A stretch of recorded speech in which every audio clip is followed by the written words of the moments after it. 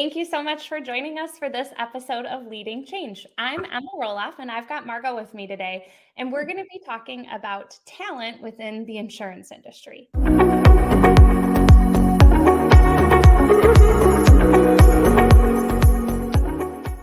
I get to all of the questions that I've got for you, Margo, can you give everybody an introduction? Sure. My name is Margo Giles. I am the CEO of Go Giles. We are like an insurtech consulting firm. So we help agents and brokers and MGAs and other insurtech navigate the crazy space that is insurance and bridging that gap between the technology side and the SME, like the actual knowledge of the insurance process. And prior to that, I was an agency owner for a very long time. And I've sat in all the different roles, everywhere from a CSR all the way up to a CTO within an agency setting. That's me. And I'm glad to be here. Thank you for having me. Thank you. It sounds like you're going to be pretty well suited for this conversation. Yes, I hope so. So, everybody in every industry is talking about finding and retaining good talent. We're on the heels of the Great Resignation. And so this is not a topic that's specific to the insurance industry, but would you mind providing some context as to why this conversation is so important specifically within insurance? Yes. And not just the Great Resignation, but now we're seeing like in tech too. So we've got it on both sides. We've got the insurance side and the technology side, both having these kind of massive shakeups, right? In who works where and for how long. But specifically on the insurance side, we're seeing the population of, at least on the leadership side, age out. So we've got a lot of consolidation of brokerages and MGAs and on the distribution side, they're being passed down from father to son in most cases statistically, or they're being smaller books or more localized shops are being bought up by private equity. And so there's this exit of talent, but a lot of times it's talent that has significant knowledge, right? These people have been in the industry for decades. They are taking that talent with them. And right now it's really difficult to bring in new people. So what are we doing on the insurance side to attract younger employees that might have different value sets than maybe their predecessors?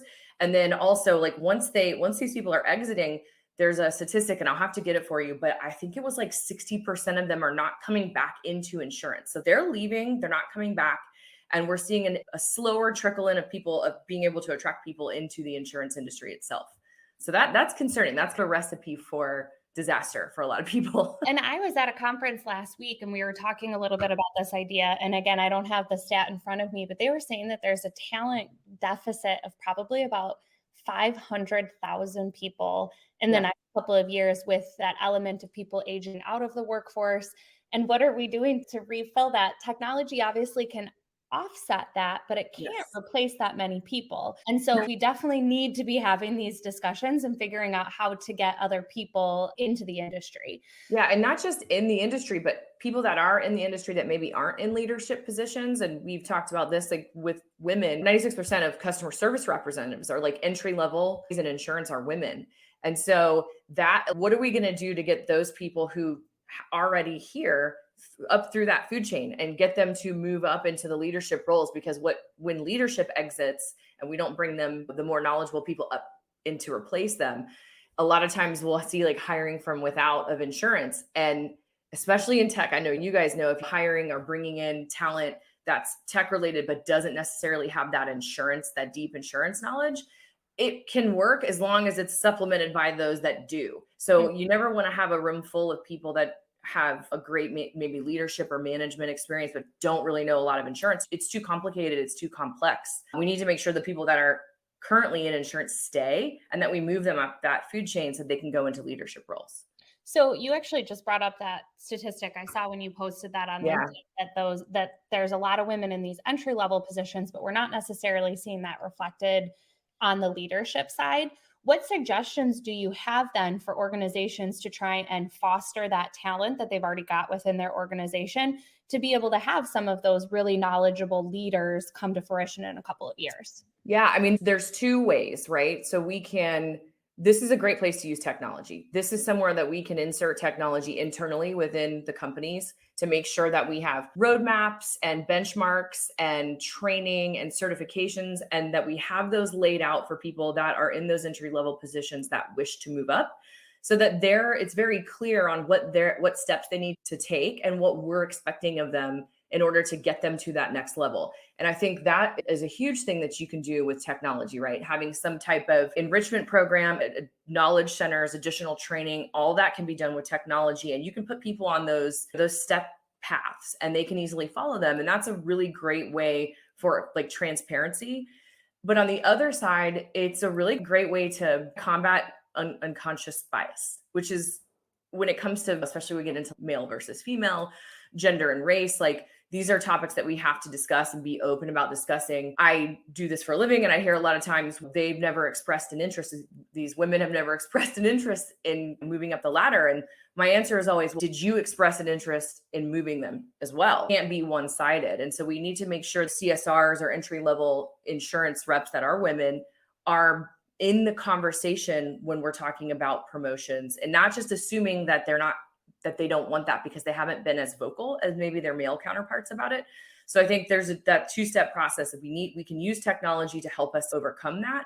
But then we also need leadership to really acknowledge that there is some unconscious bias there and that they have present mind to that. It's interesting that you bring up that idea of women maybe not being as vocal. There is some proof to the fact that if a woman does not meet every qualification on a job description, that she won't apply. Yes. And then on the flip side, like a man can meet one and they're like, you know what, I can fake it. And it's just a cultural difference between the way that we're all talked to about how you progress in your career and what qualification looks like. And so some of that is helping people understand that they might be qualified for something that they don't realize that they would be without having a mentor or somebody to help them understand what that looks like. I know my previous position, had my husband not been like, apply, I'm like, but I meet one qualification. He's like, the say is no. And it turned into a great new career path for me. But had I not had somebody sitting there being like, apply for the job,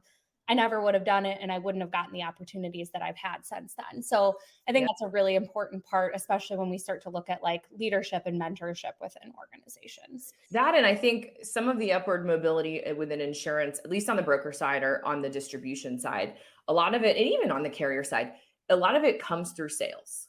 So sales is always one of those jobs that, especially in like good old boys club, like it typically skews male for sure. And so if that is the path to leadership, a lot of times that sales sort of middle ground, and women are not encouraged to take that path, then they're dead in the water. Like they're not going through the typical path. So you can do one of two things. You can encourage women to go through the sales path, which I would encourage people to do because women have statistically just fantastic stats when it comes to sales. But also, okay, so if they don't want to go through the sales path, then create another path to leadership. It doesn't need to go through how you can grow a book or how you can grow a program within a carrier. There are other factors and other benchmarks that we can look at for leadership that don't necessarily have to go through that path.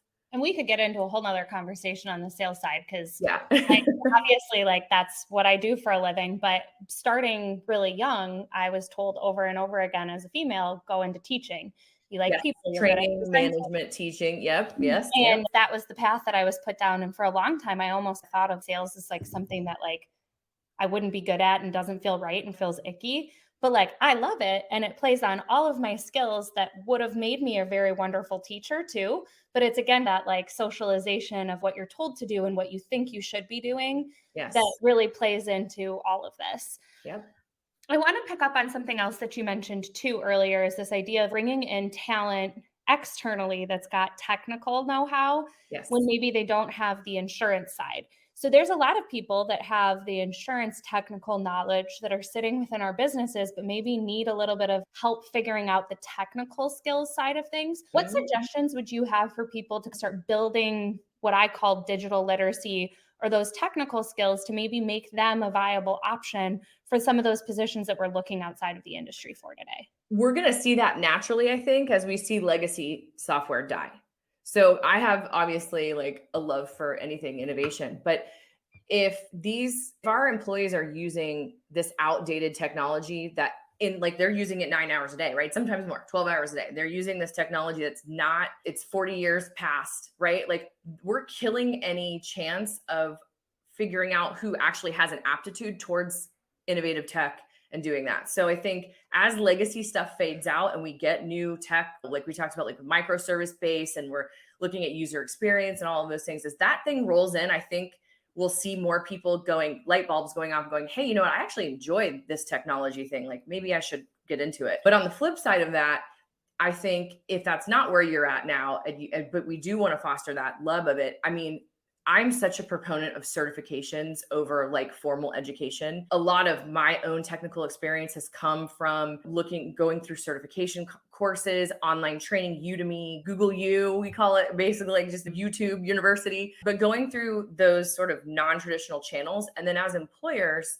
helping people go through those non-traditional channels. So like when we first launched Go Giles, we had a certain amount of budget that we would allocate towards everybody to take those online courses and get those certifications. Because for me, bridging insurance and software, it was a lot easier for me to take somebody that was in insurance and get them into software, as opposed from software to get into insurance. Insurance is, we've talked about, incredibly complicated. The value chain of insurance is just wild. How many people are involved from beginning to end, and the complexity of coverage and all of that. It's not something you can learn overnight. And so I always like to go from insurance to tech and doing that via certification. Thank you very much for joining me for the conversation. I know we could keep going, I'm sure, for quite some time. So maybe we'll have to do another part, maybe live from one of the conferences when our feet are in the same place again. Yes. Thank you so much for joining me. And if you're not already following Margo on LinkedIn, make sure you make your way over there. There's been a couple of other collaborations on Core Talk and stuff like that that you should certainly keep your eyes out for. But thank you very much for joining me, and have a wonderful day, everyone. Anytime. Thanks, guys. Thank you so much for joining me for this episode of Leading Change. If you liked what you saw, be sure to subscribe and come back weekly for more expert interviews on digital transformation, change management, and emerging technologies.